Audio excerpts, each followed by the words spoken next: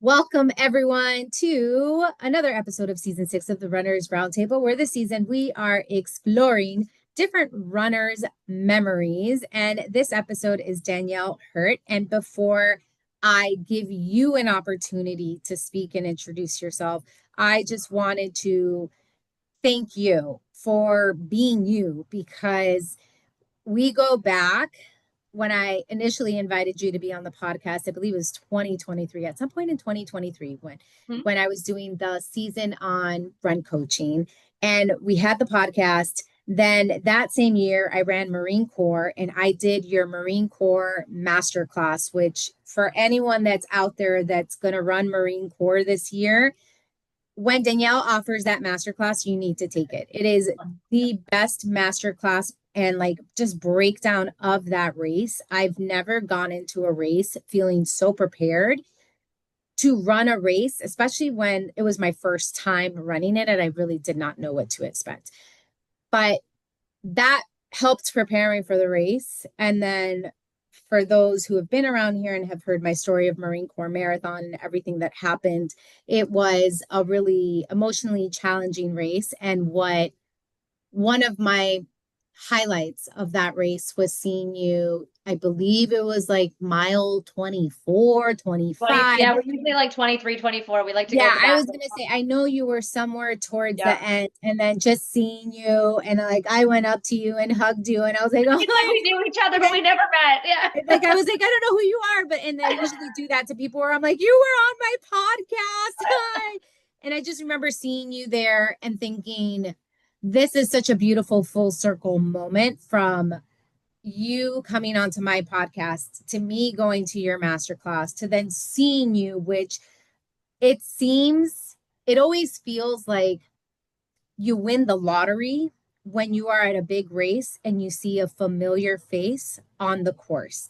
Even if I knew you were there, I could have been somewhere else mentally and I could have totally missed you, and I didn't. So I just want to say thank you for showing up, for showing up for strangers, for showing up for your community, for showing up for your athletes, both like virtually and in person, because it's been such a you've had a like a very profound impact on me, which is hopefully a reminder to you and to everyone that's listening that you have no idea the impact you have on people. And like I'm getting emotional right now just because thinking of Marine Corps and Yeah. like where I was and seeing your just that familiarity. Yep.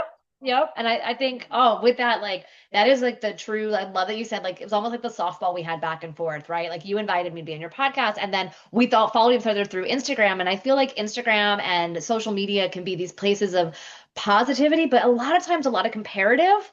Right? We spend too much time comparing, oh, so and so ran this race and they ran it in this time and they did this. But there's actually, and that's what I struggle sometimes with, like, getting off social media. People are like, oh, I'm taking breaks. And I'm like, no, I actually get such connection, and you have to work at that connection. It's engaging, right? And it's not just, mindless scrolling. So following your journey, watching you train up for the race and seeing everything was happening, like I felt like I was just there with you. And so it's just this back and forth kind of blending. And then I'm back here and I love it. And this is what, when you said, thank you so much about the profound impact that like hits me in the feels, because when I first started run coaching, I've been a run coach for over a decade. When I first started, I was also in group fitness. I did personal training. My whole deal, my whole thing was to envision a lake, and my job is to throw the stone. I want to throw the stone and I want to see the ripple effect. And right, the more skilled I get, I can start to skip the stone. I can start doing more interesting things to improve that ripple and see more people that I touch. But my job, my role that I've taken on in my coaching experience is I want people to take tools and then go teach someone else and then go teach someone else. And it's those little tiny pieces. And you might not remember everything I did. Like I had one client, God bless her. She, I did my first full Ironman this last year, and she was my biggest cheerleader. She's like, my coach did a full Ironman in 7 hours. And I was like, girlfriend, no, I did not do a full Ironman in 7 hours, but I love your enthusiasm. And she's like, oh, well, I have no idea. She's like, you know, I'm just your hype girl. I'm just here for you. And like everything you do, like you hype me. And like, so her energy then continues on to other people while she's thinking that I do a 7 hour Ironman. That's great. I'm like, girl, it's like, close to my half. Like, come on. And but anyway, that's always been like my go-to. And I love getting emails from past clients that are like, hey, we haven't worked together in 2 years, but I want you to know something you said stuck with me. And today it finally clicked. Or I've been working at this in the background. I have a nutrition client who we worked on weight loss. I trained her for a marathon. Then we did weight loss after the marathon because you don't want to chase both of those at the same time. Mm-hmm. And post marathon. And then she like found this new discovered love for bodybuilding. And she sent me a text like 6 months later, and she is something I could never coach her to be because that's not my specialty. And she's Yeah. like, if I hadn't done the simple basics personal training with you, I would have never discovered this and this next stage of my life. And so that to me, like when you said that, I'm like, that's what this is all about. It's not about the marathons. It's about helping people discover what's within them and then help ripple that out to others. I know that sounds like hooey to some people, but I'm like, no, that's the community aspect of run coaching and the running community. I'll also plug that's also why AI is never taking our jobs Yeah. because they can't do this. And I'm excited to kind of dive in today with like talking about like, my memories with running. And I guess it's a perfect segue to some of that too. But Yeah. yeah. Yeah. I want to go back though, because so I have a lot to say to that because I think I always say that I feel like I'm here to hold space. That's like for me. So like if you're like the lake, I'm the container. Like I very much so I'm like I'm here Station. to hold space for people to come and be their best selves. And I hope that the way I hold space is a way that allows people to feel better than how I found them. Like that's always my goal. My goal is like, how can I leave you better than what I found you? Mhm. Like that's just And it. that doesn't mean like faster. It doesn't mean more muscle, right? It's just any term because that's always like I always ask athletes like, how do you define success? What does success look like? Because it looks different on everyone, and that's Yep. also part. I love that you did the season we met. It was like talking about different run coaches, and some people would think like, oh, that's so contradictory. Because aren't you trying to grow your business? And it's like one, there's not enough of us going around. Two, we all have such different personality types. Yep. Like sometimes I might be overbearing for someone who's a little bit more introspective or introverted. Like I am an introvert, but I am a big, loud personality when it comes time for it. So like Yeah. it might rub that person the wrong way. Or if someone's like super high level for me, I'm like, dude, they have a lot of energy. You gotta go find someone else to match that. Or like data analytics or just different aspects of looking at it. So I love that it's just like, yeah, we're holding space for you to grow into what you need to become. That's what a coach does. A coach just says that we don't just spit out numbers at people. No, It's not a good. absolutely not. And I think, I mean, there are coaches that do that. And if that's what you're looking for, then awesome. But I know like I've had consultations with athletes and I always tell them, I'm like, look, I can send you to my podcast. And if you've got time, there's 26 conversations there. So like if you don't want to call and have consultations with people, use my podcast. Like Yep. it's okay. And I think that was, I mean, in general, this podcast is such a proud endeavor for me because of that, because I want to highlight that we all have stories. We all bring something to the running space. We don't need to see each other as competition because I'm Stephanie, you're Danielle. And the way I do things is even and it also comes from I can assume it's the same for you with like the personal training background. Like with my yoga background, I always tell people, hey, a warrior one is a warrior one is a warrior one. A squat is a squat is a squat. Mhm. However, each person is going to present it to you, teach it, use different analogies in their own voice, or like I like to say with their own sazon, right? Like with their own spice and their I own love that. seasoning. It's the same pose, right? Yeah. It's the same Yep. thing, but it's your personality and how you view movement. Yep. That's what's going to distinguish you. So for me, it's always like there is no need to feel competitive Nope. because not everyone's for you and you're not for everyone. And I think that's the Exactly. thing where I'm like, I always want people to understand that, right? Like where it's not just, oh, I need to get all the athletes. It's no, like you're not for everyone and not everyone's for you, and And that's, that's yeah. okay. And that's exhausting to have to try to be something for everyone. And I also think that comes with growth. Like I have a couple clients that are in their early mid 20s, and I sometimes feel like the old lady. And I got the best compliment last week from a client that I said this to, and she's like, "Girl, I think I'm older than you." And I was like, please, I saw your registration form. I know how old you are, and you are not older than me.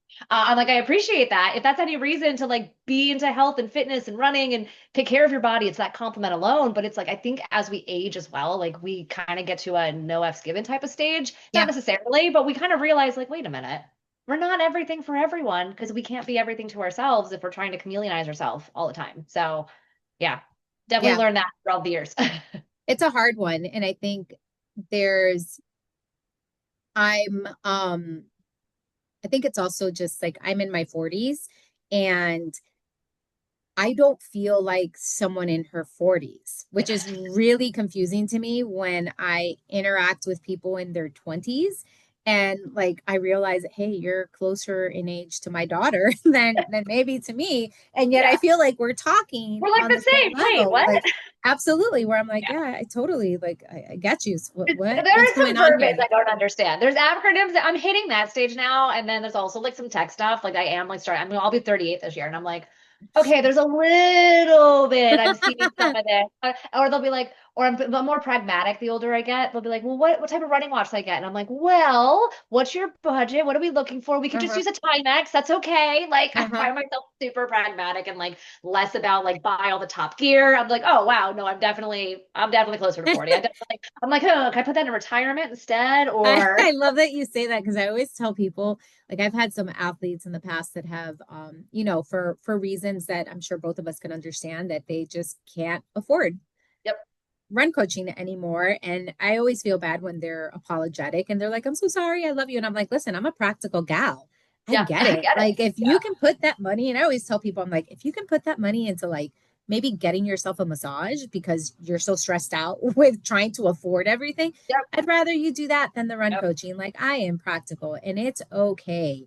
yeah, But I think that all comes again, like that experience of knowing you're not for everybody and it's okay. And also knowing that like within run coaching and life in general, everything is seasonal. And there's going to be some seasons that have a lot going on and a lot of athletes and a lot of things. And then there's going to be some seasons where there isn't as much going on and it's yeah, okay because not every season lasts forever. So, yeah. okay, I want to go a little bit back before we go forward, right? And I want to give you an opportunity to tell us just, how old were you when you started to enjoy running?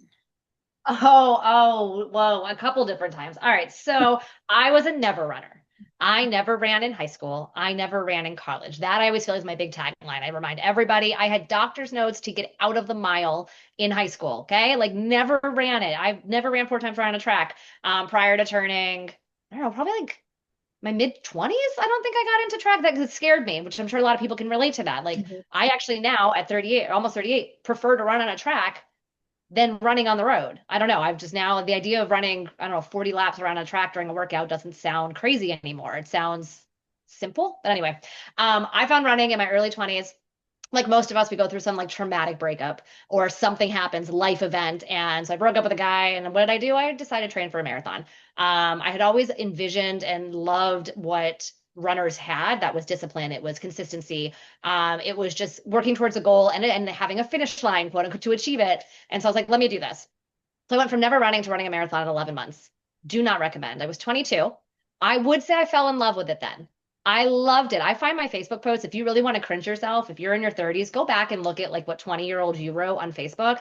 And you can also tell what phase Facebook was in because it's like Danielle is, and then it's just like a statement versus now it's more like posting updates, it's full sentences.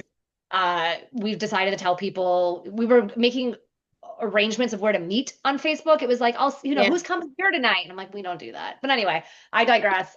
I was like, I want to do that. Let's do this. So I went from never running to running a marathon. Loved training for it. Did everything you weren't supposed to do. I did not have a coach back in 2012. I don't even think this was a thing. Instagram was just, filtered photos of our food. Like we did not, it is not the capacity that it is now. Mhm. Coaches were just for high school teams and pros. There Yeah. might have been some in between, but it was like run clubs, which have, as long as they're, RRCA certified, like they had good coaching, but sometimes it was Mhm. just some person who's reading stuff out of a book. Um, so I did what I could with the information I had and fell in love with it. And I started chasing marathons. I spent the next 15 years chasing marathons, and I ran 20 marathons to date, and I have fallen in love with running and out of love with running. I'm currently in a I don't know phase right now. I just finished my first Ironman back in September, and I know for a fact I don't want to run a marathon anytime soon. I just know after running 20, I'm like, that is not enjoyable to me. But I also give myself the grace, as you said, things come in seasons. I stepped away a little bit. I'm still running. I'm still active. I'm still weightlifting. I haven't swam yet. Or no, I swam once. Don't love swimming. But I'm stepping away and giving myself that grace to just fall back into it. Like I give myself really small goals right now. Like you're probably listening to this and you're like, she ran an Ironman, which is a marathon after a 112-mile bike ride. And now I'm only running 30 minutes. That's it. That's it. I maybe up to an hour at this point. Maybe by the time I listen to this, I might have done a race or two, but I'm not looking to compete with myself. I am so future focused on like what can I get my body to do 10, 15 years from now that I want to fall in love with the process again and enjoying it all. So I don't dislike it right now, but I'm not in love. I'm not waking up at 4 a.m. to go for a run like I did probably back in like 2017, which is okay. But so yeah, that's Yeah, kind of my journey. When I loved it, sometimes you don't. I appreciate that because I think there is a misconception that people love running all the time, or especially if you're a run coach, you must love it, right? Like you're the biggest advocate for the sport or whatever the case Yeah. is.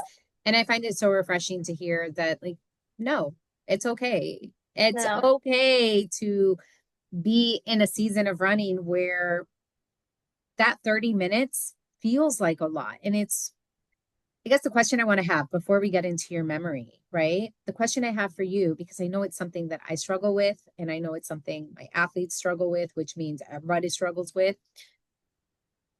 How are you managing feelings of comparison to that Ironman version of yourself, right? Because I get it all the time, especially after like a big race. People are like, I don't understand. Why am I struggling to do 3 miles when I just did 26.2? Like, what should be easier? Like, this should be easier.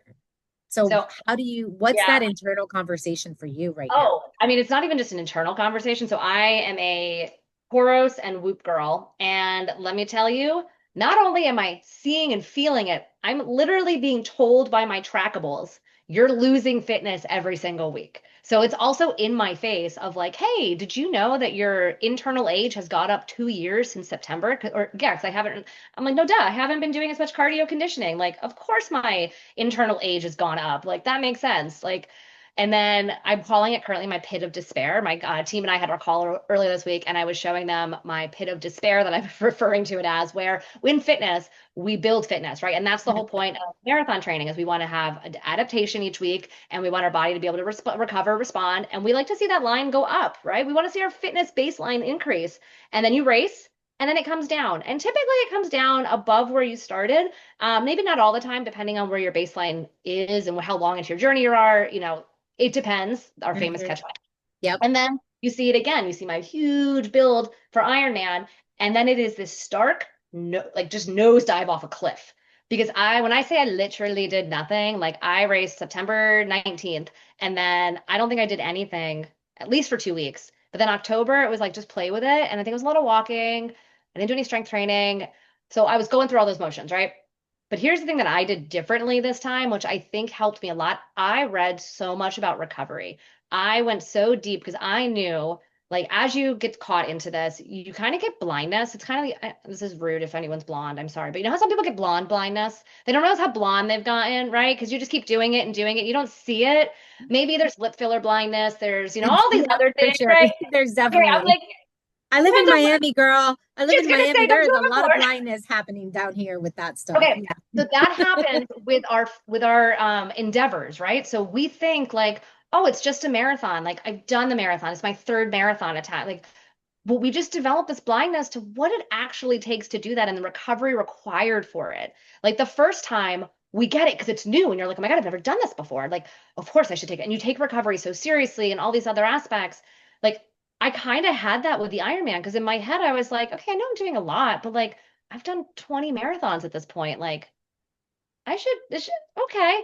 Well, as I kept going, I was like, wait a minute. No, this is like a lot. So I dove into it and like the general rule of thumb, right? First time marathoners, as a generic statement, if you don't have a coach, it's 1 mile, 1 day for every mile you ran, right? So up to a month off, all the pros take it, but really it's just how your body feels, what you're training for next, what your goals are next, yada, yada, yada. The Ironman can take anywhere up to 3 to 6 months to fully recover, not just from race day, but from the training that you put Yep. yourself through, because it is 7 days a week. And so I think this time around, I really leaned in on that because I'm like, I want to be in the sport for the long haul. I'm not trying to just like eke out everything I can by I'm 40. I'm like, my fiance and I, we're both coaches. We both see ourselves doing this stuff into our 50s and 60s. Like my fiance's coach, she just coached the oldest Ironman Kona woman competitor, finisher. Should say competitor because the other two didn't finish, but I know, right? She's 80. Name's Natalie, 83, I think Oh, her. is she the one that the video that there was like a video Yes, that was circulating yes, afterwards? that Okay. is Natalie. That is Cody's coaches, Five Racing. She or F3. I think it's F3. I'm probably saying it wrong. Sorry, Shelly. F3, but she coaches her, and I think they did squirrel moment. I think they did her dirty because the when you come up on the Ironman to finish, there's always a ramp and there's a lip, and Natalie caught her toe on the lip, and I was like, why did Oh, you have to that's show why her? she was looking like she Yes, was it had stumbling. nothing. Yeah, it had nothing to do with her being like tired or fatigued or like it's because Cody almost tripped. So on this race, I don't know if you can see it with my light, but at this Yeah. race, Marbella, he almost tripped. I have a video of him catching the lip. And it's just the way that the ramp is angled. First off, it's rude. It's a flat finish, And and it's then like at the end. Like, what are you doing to they make people? you. I mean, you get great photos, so it's fine. But they make you climb. So no. If you did watch it, anyone listening, That's you why know. I saw it and it looked like she was like stumbling to the finish line. And that was kind of like the messaging that it was like, oh, the Yeah. oldest finisher. And it's kind of like, oh, she gave it her all to No, finish. I mean And she it's like, did, but I mean, yes, no. but it's not like she was clawing out of like her way out of No. death to that finish line. That's hilarious. No. She just, if you watch closer, I literally texted Cody's coach, DM'd her, and I was like, they did Natalie so dirty with that clip because it's just like, I mean, she's obviously, yes, you're tired. Like, I sat Yeah. down at the end of Iron Man and like, I was like, I don't know if I can get up. Like, I think if I sit here too long, but so we're all tired, but no, she caught her toe. But anyway, that's like for me, I spent so much time looking at like, what's the recovery like for this? And I think that helped me. Again, the more education you have, the more knowledge you have, it makes you sit with the decisions a lot better. I'm always Yeah. somebody that's like, I'm not going to respond emotionally. I'm not going to respond in action until I have enough information gathered to make my own decision. And then I'll ask for resources of others, get opinions, blah, blah, blah. But like, I need enough info from respectable resources. Let's be real about that because there are some that aren't the same, but we also need to recognize our own bodies. I'm not the same recoverer that I was when I was 22. Like I used to be able to go out on a Friday night and then do my long run the next day. Heck no, not these days. Yeah. So I It's think that's not. what's helping me right now. And knowing that my best years are still to come.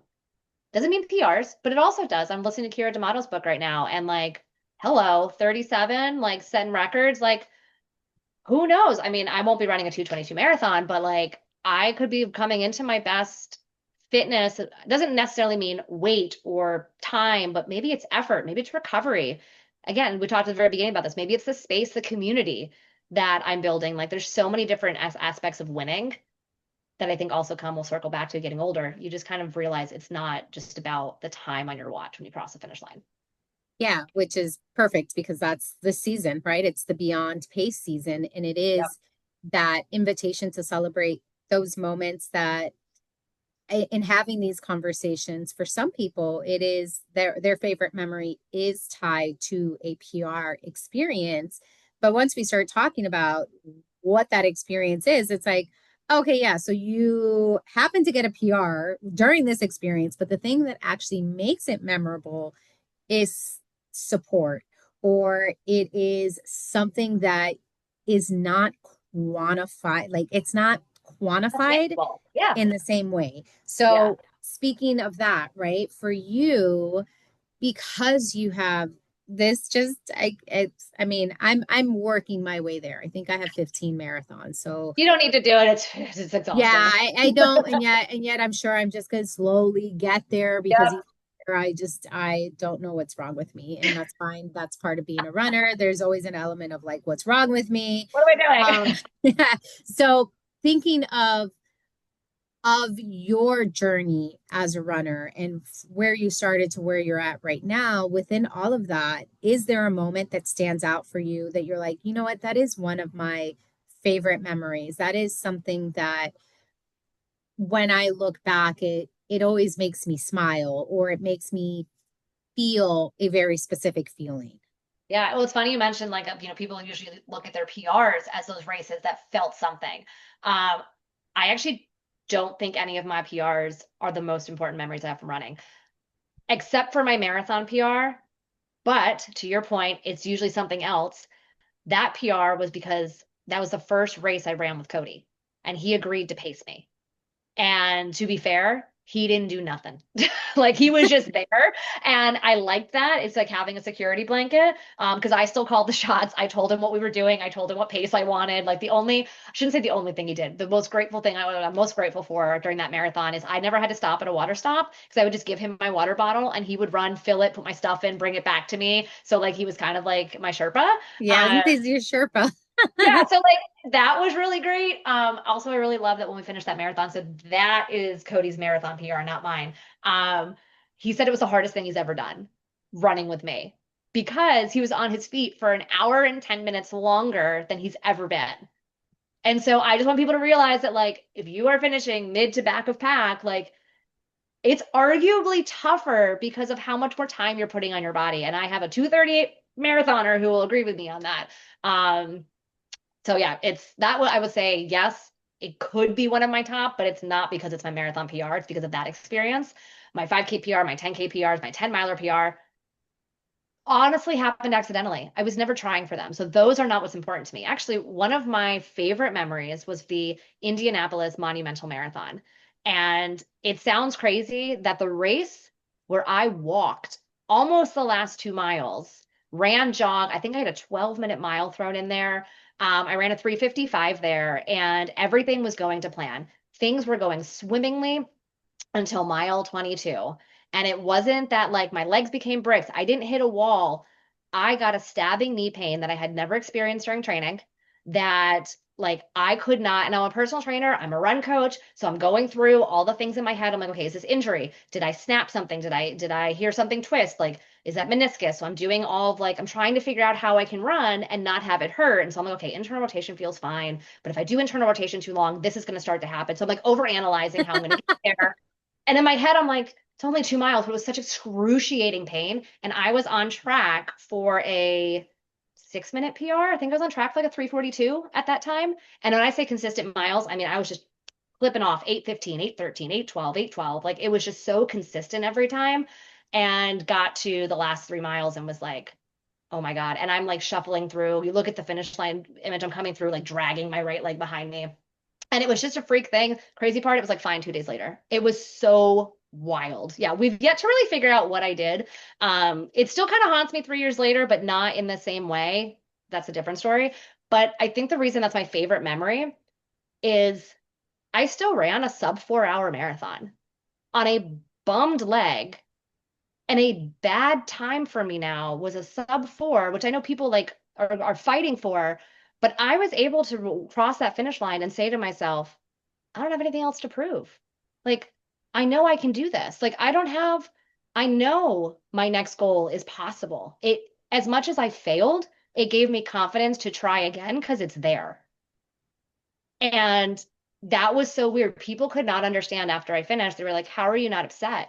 And I'm like, are you kidding me? I just ran 22 miles at my target pace. And I felt, when I say felt amazing, like, I don't know how to describe how good I felt. That's how good I felt. And it was good, good, good, and then bad. It's the best way to describe it. But I was like, it just gave me this sense of confidence that I'm capable and everything I've worked for is there, even though it showed up as failure. And I've had this during half marathons as well, where like everything is going well and it's just not good enough that day. But I'm like, oh my gosh, I recovered so much better the next day.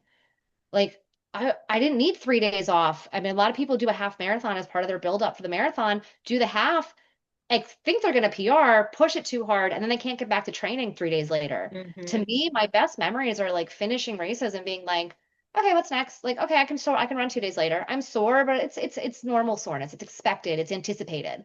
Um, So that race, the Monumental, was probably a big one. And then another one was New Year's. So we do a New Year's Day race every year. It's a 5K. And Cody and I have done it together, I think it's 4 years now.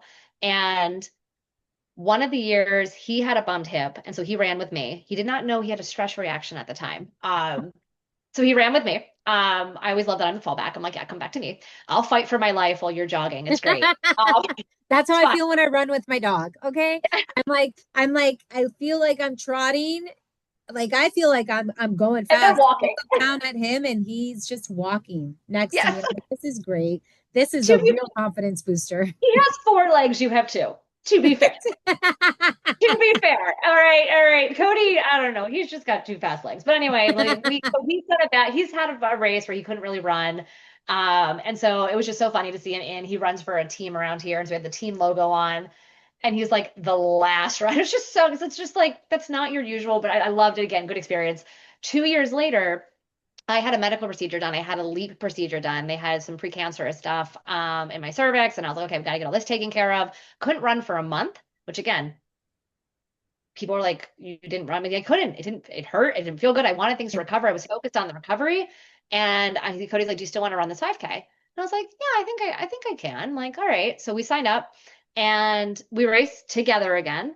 And, he's checking in on me the whole time. And I'm like, I feel good. I was like, I'm fine. I'm like, I'm a little out of breath, but like, it is so cool that all that work I've done, I took a full month off and I'm okay. Like that's also, I think, what's making this recovery cycle Yeah. okay is that I'm like, I've taken time off. And I think runners a lot of times are afraid to take those rest days or afraid to take the time for recovery, for illness, for family, for whatever they have to reprioritize in their life. And they're like, I'm going to lose everything.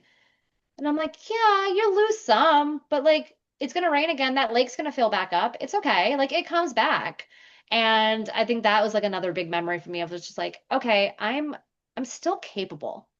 Um, and that's always that reassurance because a lot of times I think we look for reassurance, and I know this is not about pace, but that's where people look for reassurance. They look to qualify themselves as a runner by their finish time, by their VO2 max, by their HRV. She's not happy with me today. My HRV is in the tank. Well, But yeah, it's fine. Life goes on. So yeah, that's probably like my second favorite memory. And then I'll squeeze in one more. My last one is actually from my Ironman. And it kind of fits this theme. I'm loving that we're talking about this because I didn't think too deeply ahead of time, but there is a theme, and it really is I'm capable. Because I remember starting the Ironman. I was nervous about the swim. It's a 2.4 mile swim. I'm a decent swimmer. I'm a steady swimmer. I'm not a fast swimmer. My goal was 90 minutes. I came out of the water in 127 and I was like, okay, I didn't drown. Yes. And then I was like, okay, let's do the bike. Bike, just get the bike done. It's fine. By the time I got to the marathon, I kind of forgot that I had to run a marathon because I was so fixated on the swimming and the biking that like even 2 days before the race, I remember turning to my family and being like, I have to run a marathon in 2 days. Like it was a totally different, like just thinking back to like I ran London last year and you get all that like pent up anxiety, like I'm running a marathon, I'm running a marathon. yep.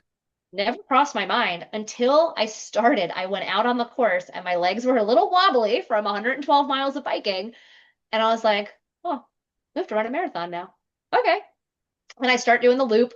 And I'll never forget, I come to mile eight. In Ironmans, a lot of road races too, but in Ironmans, they take tape and they make the numbers on the roads.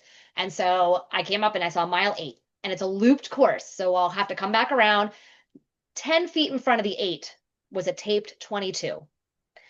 And I was like, I have to get to 20. And I'm just like, I have to run 22. I'm running a marathon. And then the next moment, I was like, but I can do it. I can do this. I'm capable. Like, I used a run walk strategy. And then I'm just having the time of my life. I mean, I was most proud. I love the only reason, well, we have a bunch of reasons why there's pictures, but like, I love this finishing photo because I am like, look at my form. My hip is not popped out. I'm landing strong. Look how high like my hamstrings aren't cramped because I'm pulling my heel up behind my glutes. Like, my form looked so good because I was like, I can do this. I'm strong enough. And it's just really one of those reminders of like, I'm so capable of things, even if it takes me. The dream of doing an Ironman was set back in 2013, I think. I had just started triathlons. I was terrible at it. Oh my gosh. my first swim I did in a Nike running fleece and a pair of like run shorts. Okay. I don't know how I didn't drown from like 10 pounds of like sweater, but I was not a good triathlete. But I remember seeing people with like the 140.6 stickers and people have the tattoos. And I'm like, I'm going to do that one day. And I think a lot of times runners get caught up and we have to do it today, Yep. right? Because you always hear that like, oh, don't talk about one day, make it to like you hear that that Yeah. way. These bigger goals that demand a lot of us take time. And that to me, so yes, finishing hands down amazing. But with running portion of it, I was like, I can do this. And I didn't really do a lot of run training. I did run, but I ran 2 days a week. And I was able to run a marathon because of all the other work I put in and like how Yep. it built. I think again, the word I'm coming to this whole time is just I'm capable. Gosh darn, I'm capable. I can do this. And that to me is like my most memorable race moments. I'm sure I have other ones of like dropping goos and like quarter pony. Like, I'm sure I got all types of stuff like that. But actually, that was the end of that race. There's a can't trust anybody movement by the last 3 miles. I was like, I don't know what's happening. I believe it. I Been I there, can done I that, but yeah, no, yeah, it had nothing to do with pace. Like my watch died actually during this race. So I didn't even know what time I was. I had no idea what pace I was doing. I knew nothing. I was just enjoying the race and just enjoying embracing what my body could do. Yeah. So when you're thinking of these memories, right, these collections of memories that are all themed around this idea of I am capable, which is funny because I always take notes during Yeah. while you all are talking. And that's like, I put little stars next to that because I'm like, I am capable. That's it. Yeah. Like, that's a powerful statement. But when you're thinking of these different experiences, how would you say they've impacted who you are today? I'm not afraid to be like try something, be silly, be bad at something. I always joke I'm like a recovering perfectionist. I was never willing to try something I wasn't good at. And now I'm like, I know I can get better. And if I don't like it, I don't have to keep doing it. I just think it's just that tenacity piece to it of just like, oh yeah, let me try it. Let me go out again. Let me go out again. Let me give this a try.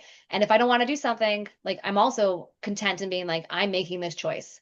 So I guess maybe I'm also becoming more directive with the actions that I take and I'm owning them a lot more because I'm like, no, I know I can do something if I want to do it. Do I want to invest that time, that Mm. energy into doing that? And it doesn't mean that if I don't want to do it, it's bad. Like I joked last year, people are like, oh my, I keep saying fiance and we're getting married at some point, but they're like, when are you guys getting married? And we're like, we got other stuff to direct our time and energy into. We both, he had worlds, I had my Ironman. Like we'll get there, but we both made firmly that decision. We'll do that once we achieve these goals because we know how much time and energy wedding planning takes. And we know the money aspect and just like the meetings and this. And I'm like, I've got like a 4 hour bike ride to do that day. I don't have time to meet with the wedding planner. And maybe that's not somebody else's cup of tea, but but we made that decision. So I think this idea that I'm capable, even if I push off a goal, right? If I push something over, it doesn't mean it's gone. And that's with everything. Like, oh, we'll buy a bigger house. And it's not like someday. It's like, no, we have a plan. It's just we recognize and it helps us to prioritize what we want to focus on. And we have like that communication piece. So that's in my everyday life. Yeah, same thing. Like we're communicating better. Because I communicated with myself during the race. Like I had to be like, oh, we're doing this. Okay, well, that's going to happen. Oh, end of the monumental, mile 22. What's happening here? I'm like digging deeper into things in life and on the race. Which I think is beautiful, also really hard because you have to have such an awareness of what's your voice and not somebody else's voice. So, Mhm. like, I'm hearing you speak and I'm thinking, oh, I wish we could all be like that because it's easy to get caught up in what everyone else is doing and what you're seeing and to think, oh, I well, they're doing it, so I should do it, right? Whereas I always tell people, I'm like, you need to do an audit on your life Yeah. of like, do you have the time to do it? Do you have the resources to do it? Do you want to make Yeah. the sacrifices that person is making in order to do that thing? Because it's wonderful. And it's not to say, like, I love what you said, where it's like you can still have the goal. The goal can just be off the table for now, where it's like you can have that goal, but it's also really important to figure out, like, is this goal the one that makes sense for me right now? Yeah. or not. Because if it doesn't make sense, I feel like my theme for this episode is it's okay. Like, it's Yes. okay. Not right Yeah. now. It's You okay. don't have to run a marathon to rediscover who you are. Go run a 5K every single month and tell me that you're not changed. I And when was I, going to say, just do a 5K. Listen, yeah, I am in the camp that a 5K is just as hard as a marathon. And, like, just you can challenge me on that, but it's such a different mindset when yeah. you stop calling it just a Yes. 5K. Oh, I just had a conversation with somebody yesterday. They're like, well, I just want to do a half marathon. I'm like, and first off, I don't think we should call them half marathons. They need new names. I don't know. I'm team, like, it's not half of something, it's 13.1 miles. Yeah. Like, I get it. And same like half Ironman. I'm like, it's still, but I get it. Easier math, better marketing. Yeah. But it's that whole, like, it's not just like, let's remove the word just. And I do this with a lot of my athletes where we talk about reframing. It's like, oh, I can't do that. And I'm like, okay, you can't do that. Or are you prioritizing something else? And it's not to be a negative. I think there's also that where people are like, oh, reframing can sometimes have that like authoritative or that negative connotation. You're trying to make them feel less than, right? Where somebody, because I think again, Then, social media. I listen, in my opinion, you're Yeah, doing reframing wrong. Like, I'm just going to throw it out exactly. there. I'm like, somebody will be like, oh, well, you don't have time. It's like, do you not have the time or are you just not prioritizing something for it? I'm like, no, no, no. It truly means, do you not have the time? Or like the tone matters Yeah. because you might not have the time. One, you might be bad at time management. That's totally the case. You might be, I listened to, so one of my friends, she is a pelvic floor physical therapist, and she told a story on her IG where she was working with a client and there's exercises that they had seen actually work. She's like, we see them, they help her symptoms. And she sat down with them and looked through her schedule because she was like, I don't have any time. And she's like, okay, what you and I would do, well, let's look at your schedule. There's probably time. She literally could not find a 15-minute window. She's like, oh my God, no, you literally don't. So we're like, okay, if you want to prioritize, it's not beneficial long term, but if we sacrifice a little sleep, you can get these exercises, which will then enable you to do X, Y, and Z symptom free. Yeah. And so it's that type of tone and connotation to it that I think is really important when we're looking at, things like that, and also making it your decision, not somebody Absolutely. else. Absolutely. Okay, I have the rapid fire questions Okay. coming your way. So, as we're Oh boy. starting to wind down on this conversation, the first question is, if you could go back in time, or if you had to go back in time to speak to a younger version of your runner self, Mhm. what would you say to her? Stop chasing a sub 4 hour marathon and get stronger. Stop it. Stop it. So I spent way too much time going after. My first marathon was like 4:46, and then I got down to like 4:20, 4:15, 4:08, and I spent so much time chasing the sub 4 that I feel like, and I tell it to my runners now, if I had just chased getting stronger, if I just chased like a 150 half marathon or a 145, I would be so much faster now. I would be so much stronger. I would break down less. Like, stop chasing the marathon, come down a distance, chase that for a little while, get hella strong. Doesn't mean you have to, like, lift a ton of barbells, do all that stuff, CrossFit, Metcons, high rocks, whatever. Just lift weights, get strong. That's it. Ligaments, tendons. I wish I spent more time in that space. Yeah. Now, looking forward, if there are words that you could share for your future runner self, words of hope or encouragement, whatever that is, what would they be? My seasons will change faster. I think I have to recognize when I'm in my 20s and 30s, we don't have kids. We're here in Arlington. I've been here for almost 10 years. Looking forward, hope, might be kids in the future. I don't know. There might be different things, but I feel like the body's going to change faster than it did in my 20s. And so my chapters, my seasons are going to change faster than what have happened in the past. And I need to be really anticipatory of that and mindful and respectful of what my body is going to be going through. As a woman, again, 38, perimenopause is all the rage right now. Everyone's talking about all that stuff, right? I know my body is going to demand different things. And I really hope that I can honor that while I'm in the chapter, which is going to be, I know, very difficult. Yeah, I wish you luck and compassion, because for me, there was something that happened when I turned 40. Like, no lie, it was like I turned 40 and all of a sudden I was like, I feel like I'm going through puberty again. What the That's what I fuck? hear. Yeah. Like, why is this body so foreign to me, even though I know this body? I've And been here for 40 years. What are you uh-huh. doing? Yeah. So, Yeah. so that's why I say I wish you luck and I wish you compassion. And then That's to what I'm everyone hoping to else. have. I And like to think being so I'm a personal trainer, I work with clients of all ages, right? I worked with clients in their teens all the way up to one. My oldest client's 86.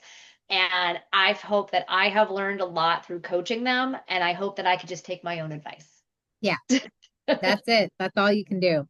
Okay. Next question is, how do you celebrate yourself as a runner? Oh man. Being around friends. Honestly, that's shifted a lot. Our celebrations come in like the terms of just the going out to brunch afterwards, and it can be a good race, a bad race. But it's just something about sitting and talking about the shared experience. Some of my, again, back to the whole best memories are post races, like after a Monumental, we all went to this Mexican place. And like I still remember, I ordered an overly priced margarita, but I deserved it. And I don't know, we just sat and talked and like it went on for hours and it wasn't about celebrating, oh, who got what PRs. It was just being together and talking about that shared experience because really nobody understands running like runners. They can try, but it's not the same. And when you're in the same race together, oh, did you see that? What happened? And this and that. And it's just like that again, that community bonding, that the ripples, and I don't know, all that. I would say that's how I celebrate is just like embracing and bringing other people in to have that conversation, hearing their sides of it too. I love that because it's the community aspect of it. Yeah. It really is. And it's so much of what we've been talking about in this episode, right? Of that celebrating afterwards, that's you throwing that rock into the lake and those ripples because getting together and talking about the experience, each person is going to leave that place feeling lighter, feeling better, feeling more joyful. And then that's going to ripple out into whoever they interact with in their personal lives, right? Like outside of the run. So that's beautiful.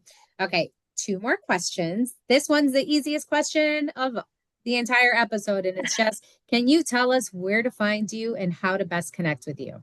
Yes, I am most active on Instagram. So Run with Coach D. I am on TikTok. I'm learning, so bear with me. So I am on TikTok. If you DM me there, I'm probably not going to see it, but DM me on Instagram's the best spot, just because it's in a different spot. I don't know how to use it. Mhm.